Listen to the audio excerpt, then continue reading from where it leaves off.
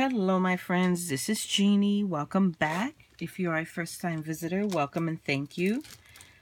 Welcome, everyone, to week 1 of the Shabby Spring Hop that I am participating in. It is a 5-week hop being hosted by Elemental Designs and by Mom to Create. The YouTube channels of all of the crafters participating in the hop are linked down below in the description box. So definitely hop along, check everyone out, and you'll get to see basically 10, I think actually there are 11 of us, 11 different point of views on what shabby chic is, which I think is pretty awesome. And you'll get 11 different interpretations of the prompts that we receive every week. So I think that alone is pretty awesome, just to see how one prompt, one theme can be interpreted in 11 different ways by 11 different people. That's pretty awesome. So I am actually going to be hopping along with you. Let me share with you what I made, and then I will share with you how I made it, and then I'll probably talk a little bit about my experience along the way. If you follow me, you know that shabby chic is not my thing. It's not normally a style that I would craft in. I'm more of a clean and simple style type crafter. Love shabby chic, but it just seems a bit overwhelming at times. So it's nothing that I ever wanted to try, which is why I decided to participate in this hop, because I wanted to try it, push myself, get out of my comfort zone and learn something new. And I'm glad I did, because I'm having an awesome time. So let's get to it. The prompt for week 1 was mask. So you had the option of either creating your own mask or altering a mask, as long as it was shabby chic themed. So I didn't make my mask. I altered mine. I purchased my masks, and this is what one of them looked like, from the Dollar Tree. You can get these at the Dollar Tree. When you get them at the Dollar Tree, they have like tons of different styles. They come, you have the mask, you have this kind of stick to hold the mask up to your face, and in this case, this particular mask had all of these feathers and a little bit of bling. So this is what I started with. I purchased several of those, I think 3 in total. I kept one as is to show you the before. I altered 2 of them. So let me go ahead and show you the 2 that I altered. So here's the first one. Can you believe this is that same mask that I showed you? This is the after. So what I did, the first thing I did when I got that mask out of the packaging, was I used some gesso to completely cover the entire mask, because that silver shiny polka dot thing just wasn't working for me. Actually, before that, I removed the feather, I removed the bling, I removed the little insert tab on the back of the mask for the stick to slide into. I removed all of that. I gessoed the entire mask. I think I gessoed it twice, because getting that glitter,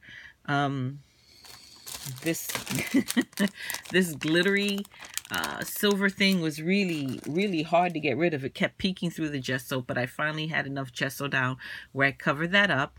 And then I went in with some rice paper, or you can use tissue paper, and just Mod Podged it onto the mask. That's all I did. And the rice paper I use is from Stamperia. I think it's called Stamperia. But as I said, you can use tissue paper. You can use just about anything. I will say I did try using some thicker paper, and it worked out okay, but it wasn't as pliable, so it was a little more difficult to work with. I much prefer the thinner tissue paper or the rice paper. So once the gesso dried, I Mod Podged the tissue paper on top of it. And I really, when I Mod Podged the paper onto it, I wasn't careful at all. I just covered the entire mask, let it dry, and then I went in with an X-Acto knife and I cut out the eyes and I cut out the shape of the mask so that I didn't go crazy, try to fit pieces exactly on the shape of the mask. I went in afterwards and I shaped it out. Then what I did was I took some pearls, and these pearls are from the Dollar Tree as well. I took some butterfly embellishments, and these I got as part of a Prima mystery grab box that I recently purchased. And I just went crazy with my glue gun, which is where the first thing that I learned comes into play. I have a hot glue gun. I don't use it very often. I usually use other types of glues and adhesive. What I learned, for me, shabby chic and a hot glue gun go hand in hand. So lesson number 1 for me was I needed to buy these little protectors. Yes, I did. Because when I tell you that this mask probably has a couple of ounces of my blood in there somewhere, I'm not even kidding. I really started burning my fingers because I just wasn't used to working with a glue gun in such a detailed way. So the first tip number 1, holy cow, get something to protect your fingers. Unless you are like super pro with your glue gun. I wasn't. And so instead of risking continuous or continual harm to my fingers, I did pick up some of these protectors, and I got them relatively cheap from Amazon. I just typed in like finger protector and a bunch came up, and I ordered the ones that were like $5 and change, and they had some even cheaper. So I just wanted to put that out there. That was the first lesson I learned. So this is what I ended up with after that, gluing and Mod Podging, and I really love the way it turned out. So then what I did, I had some of this ribbon, and I don't know what kind of ribbon this is. It was actually part of a rack that was gifted to me a very long time ago, and I had the ribbon in my stash for a good long while. But instead of using that stick, I decided to use ribbon because I thought it gave it just, I don't know, more shabby chic look as opposed to just sticking that black stick in there. So that was mask number 1, and I'm very, very happy the way it turned out. Now, mask number 2. So much fun. Same concept, but just different execution. In this one, I actually did keep that black stick that came with the mask. But what I did was I wrapped it in I had this trim that was a ribbon trim with these little danglies on it. So I just wrapped it. I actually started at the bottom and wrapped my way all the way up.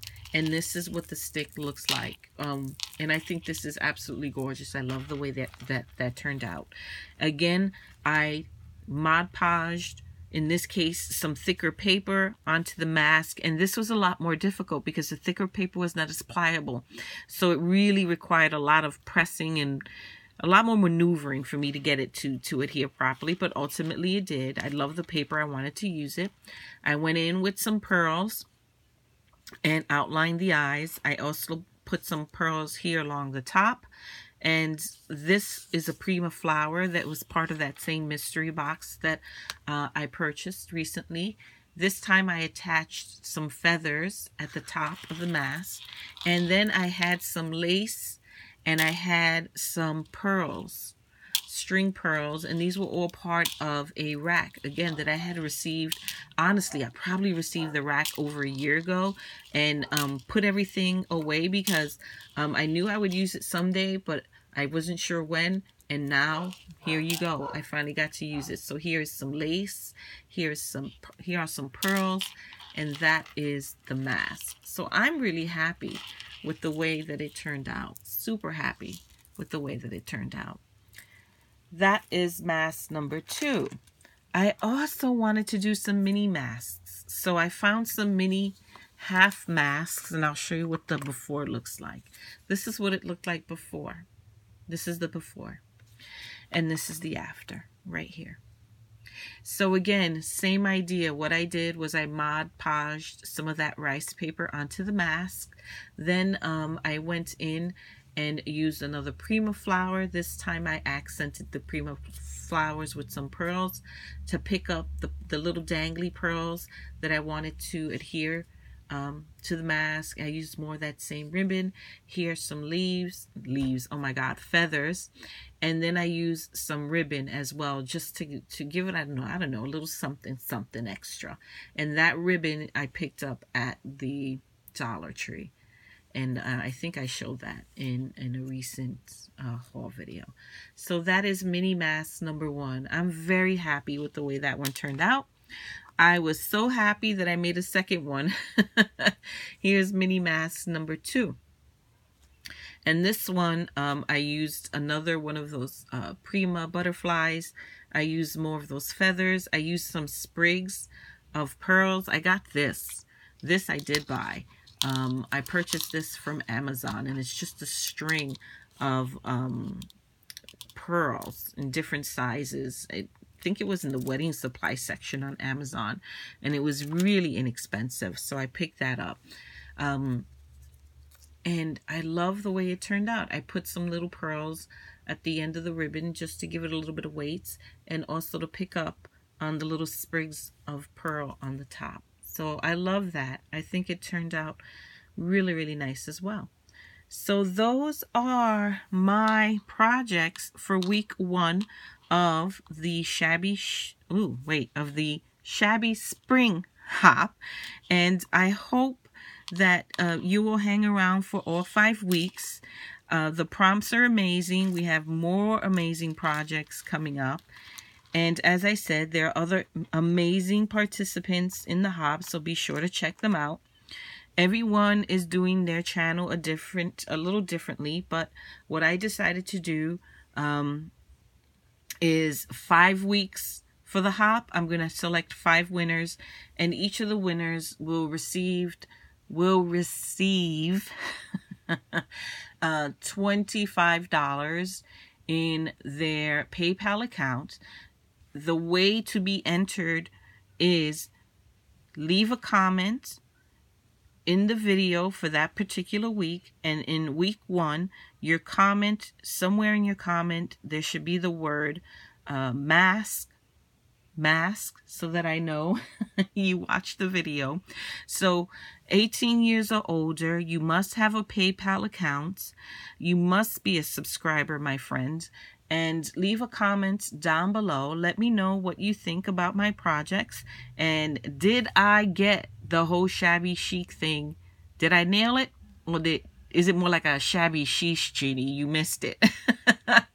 So let me know. Incorporate the word mask into your comment. I will enter you into the drawing. 5 weeks, 5 winners. I will announce all 5. Maybe, you know what? Maybe what I will do is at the end of week 2, I will announce the winner for week 1, and I will continue to do that every week until the end of the hop. So be sure to check out everyone, my friends. Like I said, amazing crafters. Let's all support each other. You will meet new crafters. You will learn new things. I'm learning, and I want to thank Carmen, Elemental Designs, and Mom to Create for hosting this fun challenge. It's certainly pushing me to do things I haven't done before, and inspiring me in a lot of other ways. So thank you, my friends. I truly do appreciate it. And remember, if you want to be entered into the giveaway for the $25 to your PayPal account, leave that comment down below. Also would appreciate if you give me a thumbs up on this video, and hope to see you next week. Until next time, my friends. Bye-bye.